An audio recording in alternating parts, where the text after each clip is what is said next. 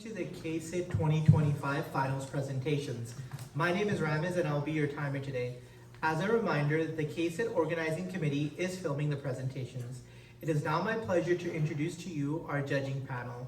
We have Amrit Barar, Director of BTS Business Management Office from TransLink, Kurt Pregler, Chief Information Officer at TransLink, Brendan McCabe, Director of Enterprise Commercial Business of the Pacific West from Microsoft, Jerry Ackerman, President and Chair, CIO Association of Canada, and Tino Finetti, Director of Customer Success at Microsoft.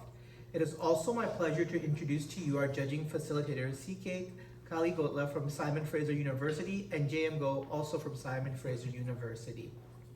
We are so excited for your presentations, but before we begin, we would like to remind the competitors of a few presentation guidelines. You will have 15 minutes of protected time to present your solution. At the conclusion of your presentation, judges will have 10 minutes to ask questions. At the end of these periods, competitors and judges are not permitted to continue speaking, even if the time ends while they're in mid-sentence. An iPad will be used to time the presentations and the Q&A period. You will be responsible for keeping track of your own time. Please note that competitors are not permitted to reveal their university, country, or city of origin during or after the presentations. And as a gentle reminder for those in the audience, please remember to silence your phones. Thank you and all the best. Competitors, you may now begin your presentation whenever you are ready.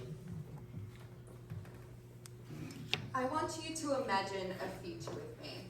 Imagine coming to work, logging into your desktop, and seeing everything about your business on one interface. Imagine being able to allocate personnel based on predictive weather patterns. Imagine being able to reduce downtime based on AI analytics. But that's not the question, is it? It's not a question of if, but it's of what and how and when. We are Paramount Advisory and we're going to tell you that solution today. I'm Jasmine, this is Isaac, Olivia and Damien, and together we're going to show you our solution to digital twin technology. We're going to increase the safety and sustainability of TransLink, as well as create funding solutions that are innovative and new. I'll pass over to Isaac with strategy. Thank you, Jasmine. So TransLink is the backbone and powers Metro Vancouver's transportation network. It spans over 80 kilometres of automated transit with 230 bus routes with sea and ferry and railway connections. However, there's some problems and there's some challenges that people, passengers and the entire transport system face. We've heard you loud and clear. There's data fragmentation, there is operational inefficiency, there's the funding gap, and there's issues with scaling innovative solutions. And with these issues, it will continue to plague passengers, employees, and as well as the system and the sustainability in the long term. We've critically analysed some other countries and their deployment of digital twin technology. We've assessed and we've identified some common pitfalls and assessed some strategies and some mitigation ways for TransLink. Now, I'd like to bring to you our solution, Trax. Trax is an AI-powered, automated, real-time data management system, and it will help revolutionise operations. T stands for transforming systems. R stands for revolutionising operations. A stands for automating revenue. C stands for cutting emissions. K stands for keep moving. And S stands for simplifying payments.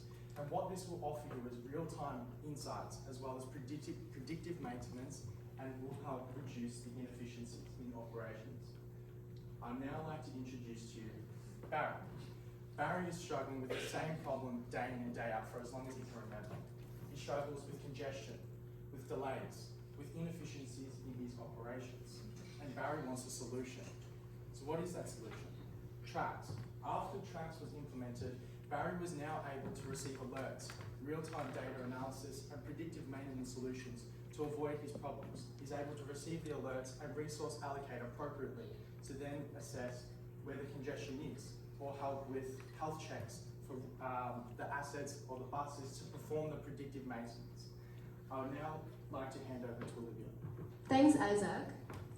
So as you can see, TransLink is having 6 separate internal databases and 3 external separate databases. The question is, how do we unify all data sources into just one storage? And we introduce Tracks. Tracks can unify all data sources through APIs, which is short for Application Programming Interface. Then, Tracks will upload all the databases into a unified cloud-based data lake, run through a process of secure extract, load, and transformation. Basically, with Tracks' unified data lake, TransLink can now say goodbye to the data fragmentation issue. However, we also identified one key challenge of TransLink is to have no access to real-time data. But with Tracks, we are now able to collect real-time onboard data. Because with Tracks, we first install IoT sensors inside and outside the vehicles, then upgrade the 4G satellite-based internet connectivity. So basically, Tracks does not only enhance the data transmission in real time, but also enhance the passenger onboard experience. And with the real-time onboard data collected, Tracks will then upload those data into the unified data lake that we've just proposed before. But data without insights is just noise. And with Tracks, we are now able to transform raw data into actionable insights through AI-driven dashboards, which can be tailored to a specific department within TransLink. With AI predictive analytics, Tracks is able to facilitate in predictive maintenance, route optimization, and pricing maximization. The key performance metrics here is to improve the operational efficiencies, reduce costs, and enhance passenger experience. But Tracks will not limit itself in just address the current issues of TransLink. But it also takes AI analytics into a new level. So one advanced application of Tracks is workforce allocation, where Tracks will combine weather data and passenger demand data to then allocate the staff effectively. For example, it can reduce overstaffing in low demand hours and also ensure enough staff in peak hours. And another advanced application of Tracks is safety alert. We have analyzed TransLink's 2023 accountability report and found out that TransLink is committed to delivering a transportation system that puts health, safety, and security of passengers and employees first. However, we've had to say, in 2023 alone, there were still 76 fatalities and 900 accidents. But with Tracks, we believe that we can minimize it. Because Tracks will combine data from sensors and also the CCTV cameras to then send real-time alerts about the risks. It could be unattended baggage, trespassing, or suspicious behaviors. Basically, Tracks will enhance passenger safety and security. And last but not least, application of Tracks is to do on route planning, which can be reroute or creating new routes for the bus and train lines. And in general, Tracks will not only fix the current issues of TransLink, but it also opens new opportunities and make new spaces for innovative applications of AI analytics. And now I'll pass on to Jasmine. Thanks, Olivia.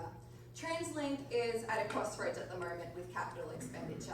About 49% of its buses need to be replaced in the next 3 years, which poses a really big question of how do we do this and how did we get here?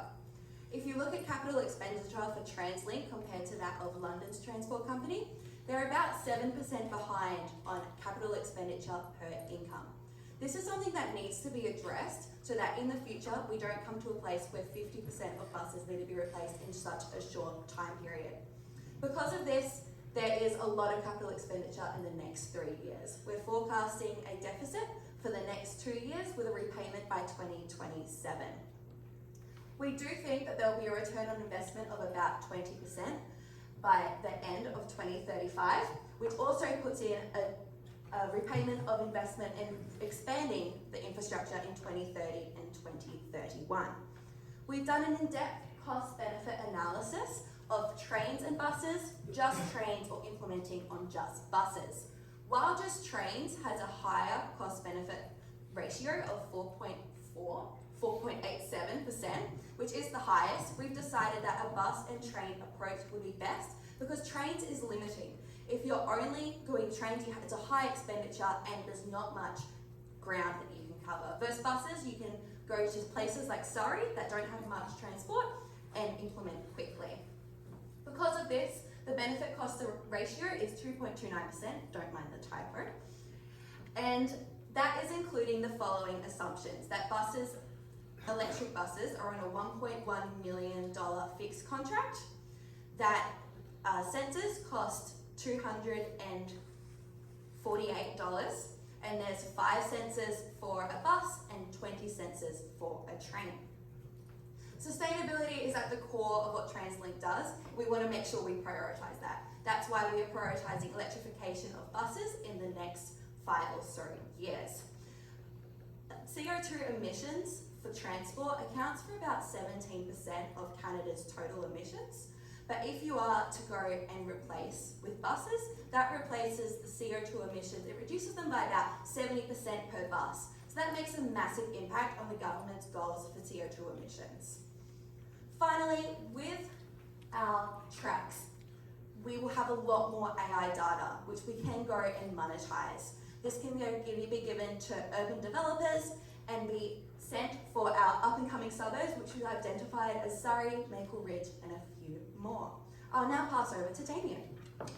Thanks, Jasmine.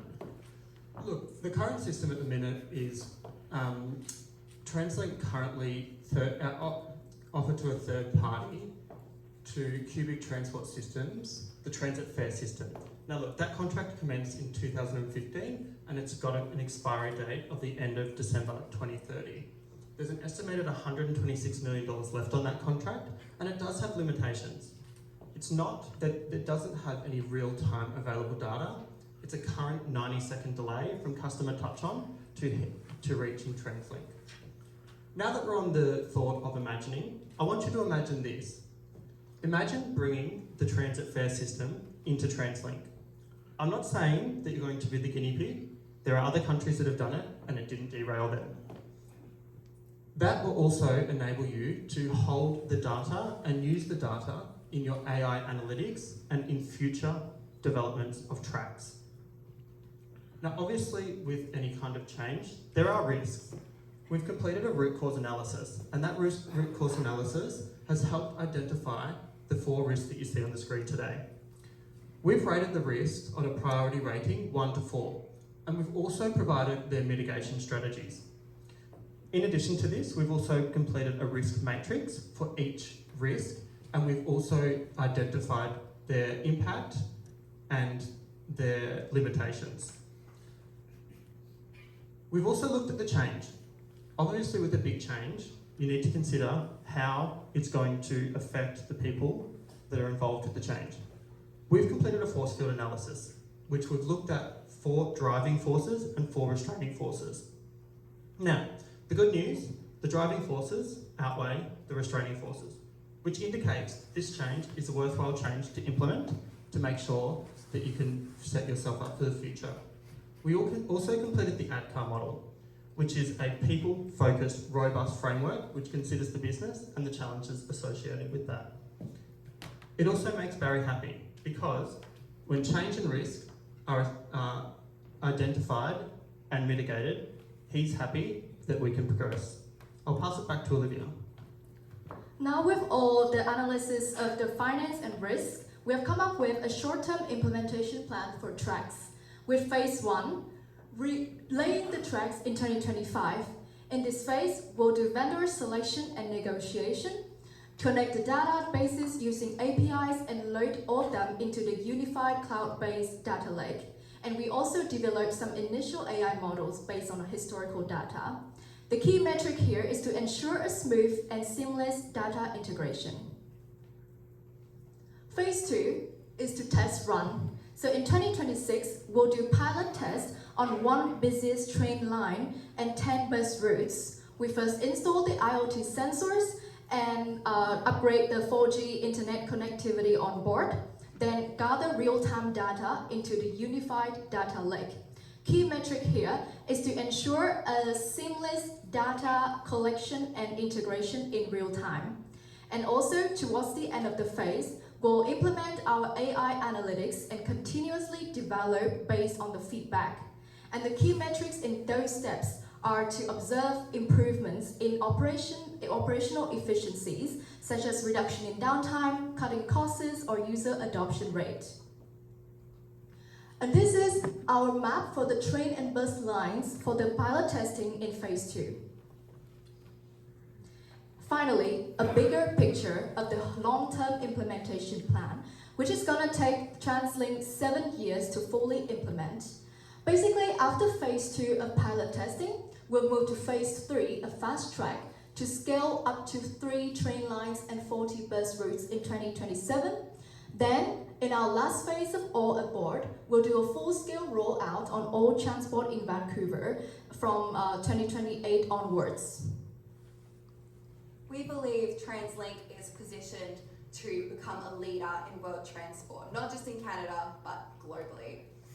I believe, and we imagine a future that is efficient, sustainable, and safe. And so does Barry. We'd like to open the floor to you.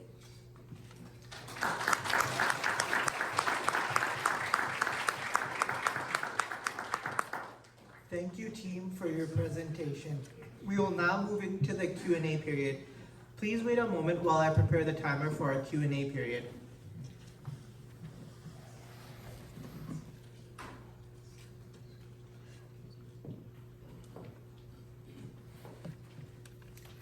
Judges, you now have 10 minutes to ask questions. You may now begin.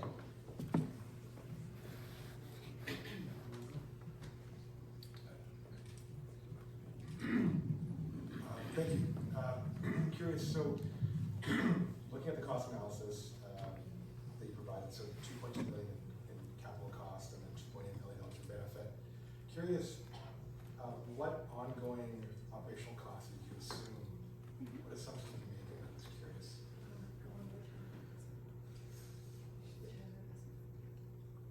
Yeah, sure. So this is our costs from 2025 across to 2035. So we've got our initial costs in 25 to 27 of actually setting up the AI system and replacement of electric buses. But looking more forward, I think the main thing would be electric bus replacements, because we're not only replacing our fleet, but we're also wanting to grow the fleet in the future. There will be ongoing with those buses for extra sensors that are required. And the main thing would be hardware costs. So we've budgeted for hardware costs as in maintenance, but also for if we were to in-house put in your payment system, that will be a significant payment as well. Does that answer your question? It does. Cool. Can we follow up on that maybe before you jump off that slide? The cost to implement, is that strictly the $7,000 a year for 3 years? And what comprises that line? Are we talking about this? Talking about above. Software Development and AI analytics. Oh yes, that is strictly just creating the software. So that's not. And what comprises that 7,000?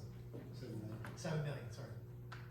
So in terms of software development, what I can add in is it would be the API keys and also the data lake and the AI analytics models that we are going to outsource from a reliable vendor through like a comprehensive research of all vendors available.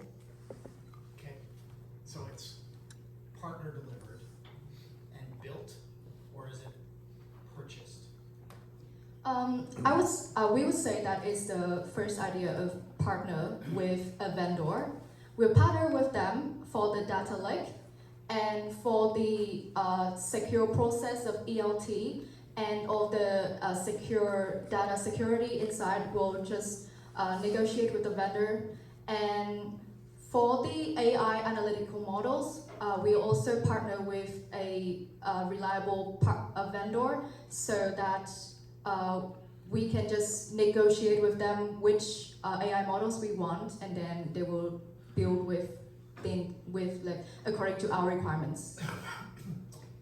Another question on cost. Did you consider the cost of the employees, the staff that you need to onboard to support this, or the maintenance, the vehicle technology staff, like all those other resources that need to come to the party to implement? Yeah, of course. The Translink already has a very significant maintenance budget for contractors. So if we go to the slide with all the financials, it's that. Yeah. So this is budget from 2022 across to 2035. And if we are to look at contracted services and the maintenance and utilities, there is already a large budget, and in the financials it says this is because of maintenance and repairs of these aging buses. So we believe that we could most likely utilise these people across, and so we're not actually reducing labour, we're just rearranging where they belong.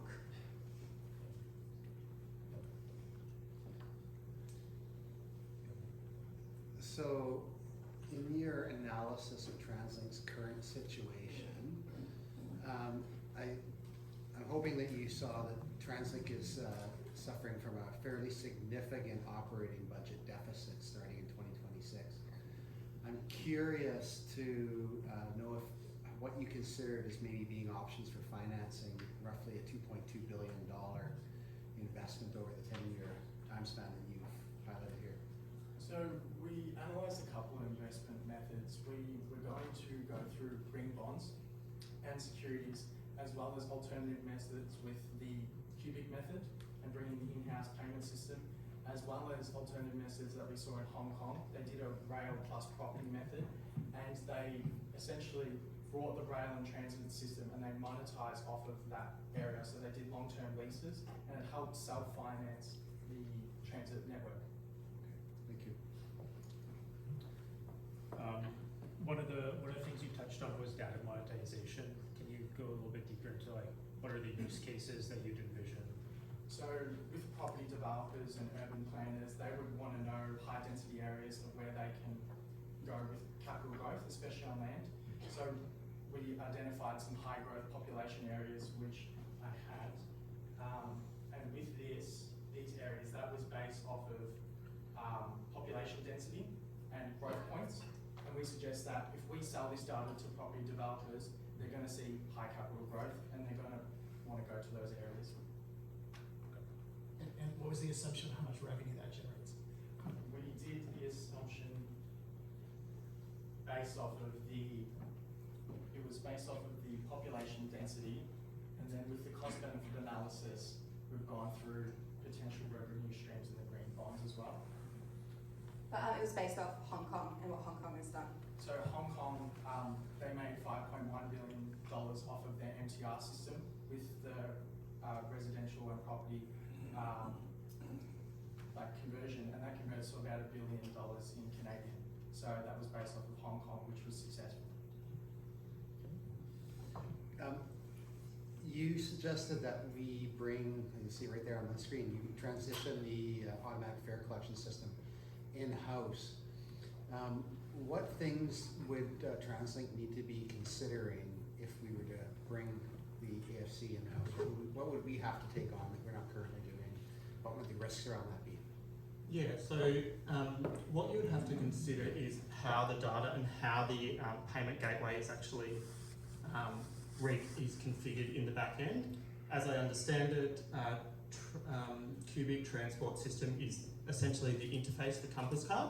So Compass Card is, I guess, the vehicle for TransLink to collect the revenue based on tapping on and tapping off of the cards. So that is one of the biggest risks that you'd have to undertake. There's also risks in collecting PII, so the personal information data. So that is another consideration, as well as how long's the data stored for, where it's stored, is it stored in end-to-end encryption, does there need to be data segregation? Those are the kind of things that we would suggest you would need to consider. Does that kind of answer your question? Yep. Perfect.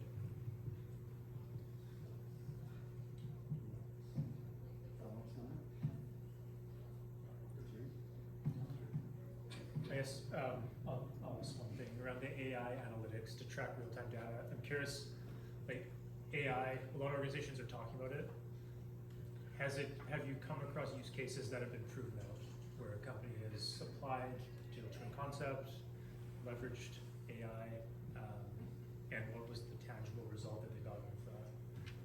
Singapore and the UK were successful with digital twin technology, and we're essentially leveraging that experience, but we're also taking away the common pitfalls that they had. So there were some issues with resistance and funding and data fragmentation, and what we're offering you is a unified solution to mitigate those problems. And I think one of the largest problems that we found in those test cases were that there wasn't a unified data system of storage. So what we're offering as our kind of point of difference or lessons learned on that integration is ensuring that all of the systems are talking before we implement something, and that's in our phased implementation plan, which will be run in sprints. So essentially we will go out on a 4-phase sprint, and the first phase is obviously the test, making sure that everything's okay. We'll then go on to the next phase, and we'll go back to the sprint to make sure that we implement any changes, issues, iron them out, and then move on to the next sprint. Thanks. Can you just quickly, oh, sorry, Jerry. No, you please.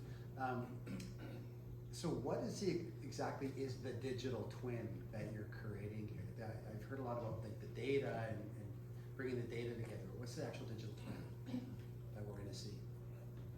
So the digital twin technology in other countries they are creating a 3D map of the whole city, of the whole country. And our tracks, our solution here is a unified and AI-powered implementation to optimize the digital twin technology.